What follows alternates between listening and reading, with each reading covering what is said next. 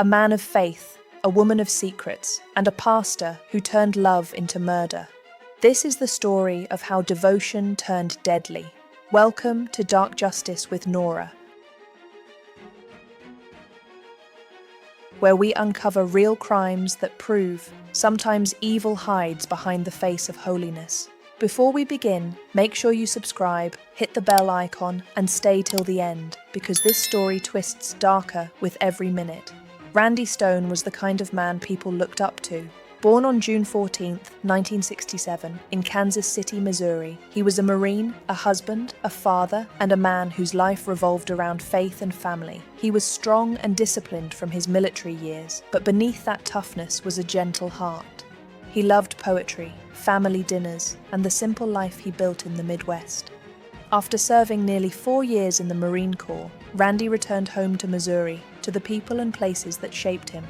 That's where he reconnected with a familiar face, Teresa Greenewalt, a family friend who had grown up just a few streets away. She was beautiful, lively, and had a warmth that drew people in. It wasn't long before friendship turned into love. In 1990, after just 7 months of dating, Randy and Teresa married in a church ceremony surrounded by family and faith. To them, it wasn't just a wedding, it was a promise before God, a commitment they believed could never be broken.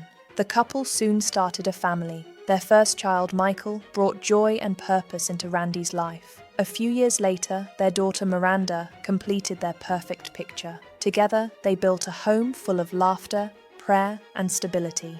Randy worked hard. In 1997, he opened his own insurance office in Independence, Missouri, under the Farmers Insurance name. He was known as one of the most successful agents in the area. He had a reputation for honesty, dedication, and kindness. Teresa worked alongside him, managing clients and paperwork. They were a team, in business, in faith, in family.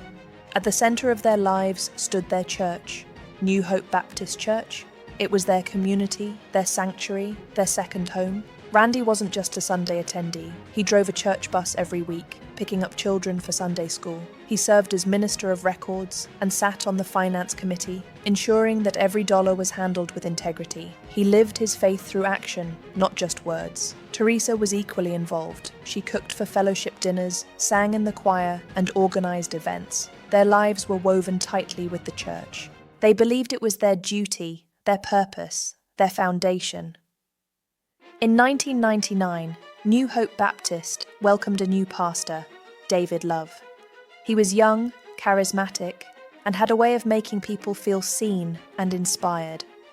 Born into a missionary family, he had been preaching since his teens. He spoke with conviction and confidence, and people trusted him.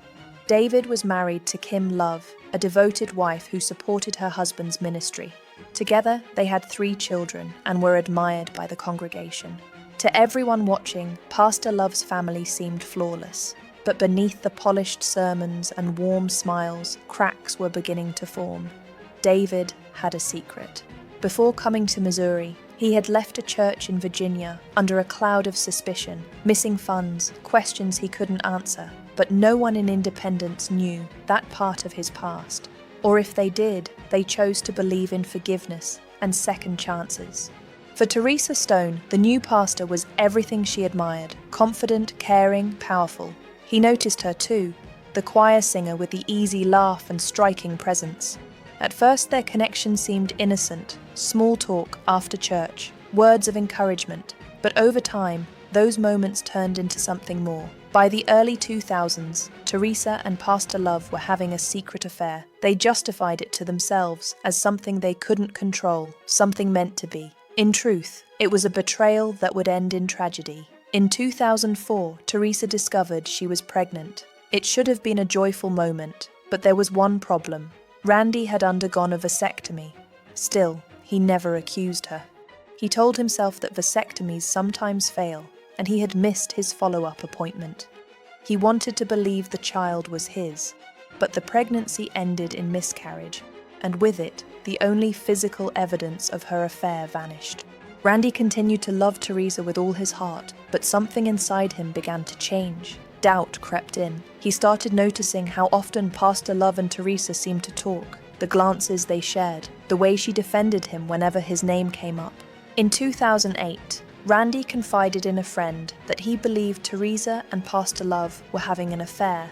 His friend tried to reassure him, "Randy, that's ridiculous. He's a pastor. Teresa loves you." And Randy wanted to believe it. He wanted his marriage and his faith to stay whole, so he ignored the voice in his head. Ironically, when Teresa caught Randy watching adult films, it was Pastor Love who offered to counsel them. He told Randy he could help him become a better husband, a better man. And Randy agreed. He met with his pastor weekly, pouring his heart out, confessing his weaknesses, his fears, and his desire to fix his marriage. All the while, the man across from him was sleeping with his wife. For 2 years, the counseling continued. For 2 years, David Love manipulated both husband and wife. And then, everything ended on March 31st, 2010. That Wednesday afternoon, Teresa went to Randy's insurance office. Something felt off the moment she arrived.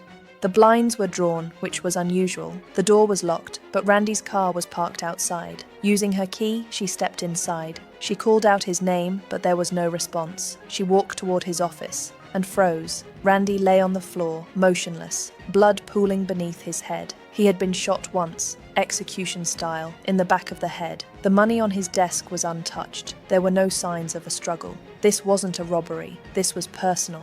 When police arrived, they asked Teresa what had happened. She seemed confused, panicked. She said she didn't know, that she had just found him like that. She mentioned blood coming from his ear, but never said the word gunshot. Investigators quickly determined the bullet came from a .22 caliber handgun, Randy's own gun. The weapon had been taken from his house, used in the murder, and then disappeared. Whoever killed him knew exactly where the gun was kept, how to get inside, and when Randy would be alone. When detectives began piecing together phone records, 2 names appeared again and again: Teresa Stone and Pastor David Love. The frequency of their calls was alarming.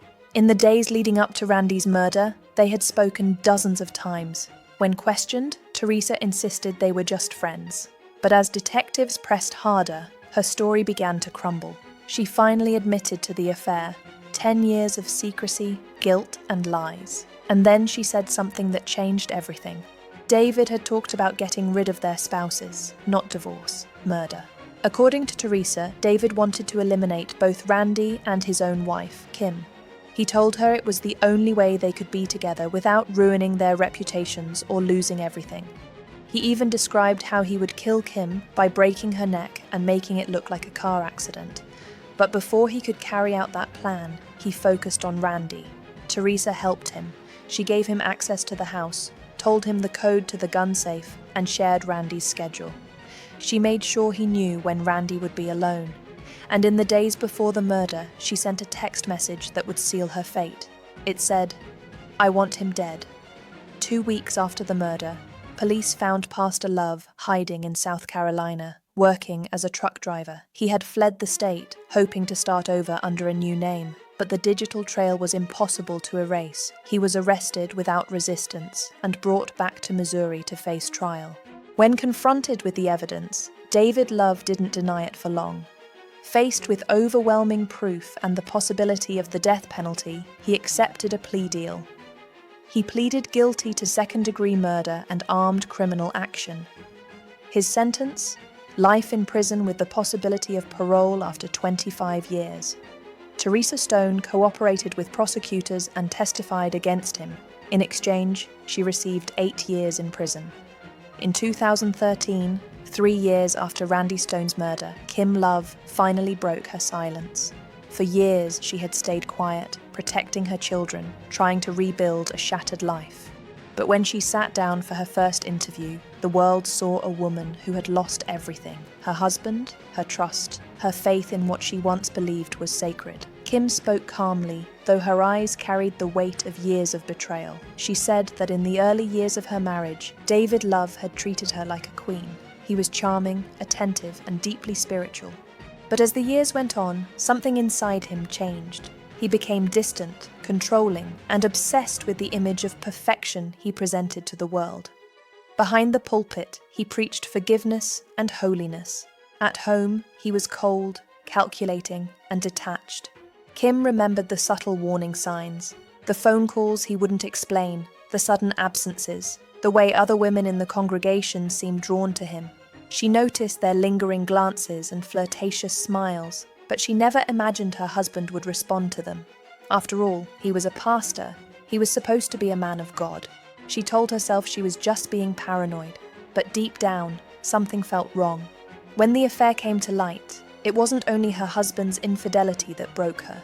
It was the realization that David had manipulated everyone who trusted him. He had turned the church into his stage, preaching about righteousness while secretly living a lie. Even worse, he had used his position of power to take a man's life. Despite the horror of it all, Kim said she refused to let hate consume her. She and her 3 children decided that anger would not define them. They chose to forgive, not because David deserved it, but because they needed peace. Forgiveness, Kim said, was the only way we could move forward. While Kim and her children sought healing, Randy's mother, Clara Stone, lived with a different kind of grief. Her son had been her pride, her protector, her everything, and the way he died shattered her faith in people. Through tears, she said, he loved Teresa until the day he died. Clara could never understand how her son's devotion had been twisted and betrayed by the 2 people he trusted most. As for Randy and Teresa's children, Michael and Miranda, they faced an impossible choice. Their mother was in prison for helping plan their father's murder, but they still saw her as their mother, the woman who had raised them, cared for them, and once loved their father deeply. Eventually, they forgave her. They said they had already lost one parent, and they couldn't bear to lose the other 2. After serving 8 years, Teresa Stone was released from prison. She returned quietly to Kansas City, where she began a new life with a new partner, far away from cameras and headlines. David Love remains behind bars at the Southeast Correctional Center in Charleston, Missouri. He will be eligible for parole in 2036 when he turns 76. Randy Stone's story is one of faith, love, and ultimate betrayal. A man who trusted completely, loved unconditionally, and was destroyed by the very people he believed in. He lived for forgiveness, but those around him chose deceit. Evil doesn't always look like the villain we expect. Sometimes it wears a suit, sometimes it holds a Bible, sometimes it smiles and says, "Let us pray." Randy Stone's life reminds us that darkness can hide in the very places we trust most. He believed in faith, in loyalty, in love, and those beliefs became the very weapons used against him. His kindness was mistaken for weakness, his forgiveness for permission. And in the end, the people he trusted most became the ones who destroyed him. Randy's story forces us to ask an uncomfortable question. How well do we really know the people we place our faith in? Behind every polished smile and every sermon about virtue, there can live secrets darker than sin itself. He was a man who devoted his life to doing good, yet became the victim of love, twisted into obsession, and faith turned into manipulation. In the quiet town of Independence, Missouri, one man's murder exposed a truth bigger than the crime. It revealed the thin line between devotion and deception, between mercy and evil. This was the story of Randy Stone, a man of faith, betrayed by love, and murdered by the very people he trusted most. And this is Dark Justice with Nora, where the truth is darker than fiction, and every story reminds us how fragile trust can be.